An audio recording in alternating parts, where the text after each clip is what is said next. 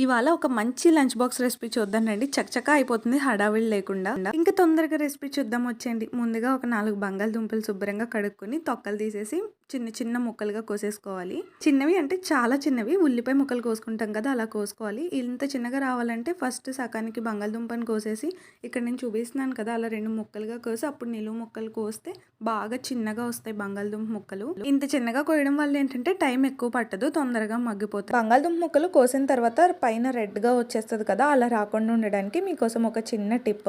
కోసిన తర్వాత ఇలా వాటర్లో వేస్తే ముక్కలు అస్సలు ఎర్రబడవు, తెల్లగానే ఉంటాయి. ముక్కలు నీళ్ళలో వేసేసిన తర్వాత ఇలా 2 పచ్చిమిరకాయలు కోసి పక్కన పెట్టుకోవాలి. తర్వాత పొయ్యి మీద మూకుడు పెట్టి 2 టేబుల్ స్పూన్లు ఆయిల్ వేసుకొని ఒక 10 ఎల్లుల్లిపాయలు, జీలకర్ర, ఆవాలు, మినపప్పు, శనగపప్పు, 2 ఎండుమిరపకాయలు, కరివేపాకు, మనం ఇందాక కట్ చేసి పెట్టుకున్న పచ్చిమిరపకాయలు వేసి ఫ్రై చేసిన తర్వాత బంగాళదుంప ముక్కలు వేసేసుకొని తిప్పుకోవాలి. దాంట్లో కొద్దిగా పసుపు, ఉప్పు యాడ్ చేసి ఒక్క 5 నిమిషాలు మూత పెట్టి మగ్గనిచ్చి తర్వాత ఒక్కసారి కదుపుకొని మరో 2 నిమిషాలు ఉంచేస్తే మగ్గిపోతాయి. ఇంకా మన కూర రెడీ అయిపోతుంది. ఎప్పుడైనా ఇంకా అస్సలు టైం లేదురా బాబు అన్నప్పుడు ఒకసారి ట్రై చేయండి, చాలా టేస్టీగా ఉంటుంది ఈ కూర.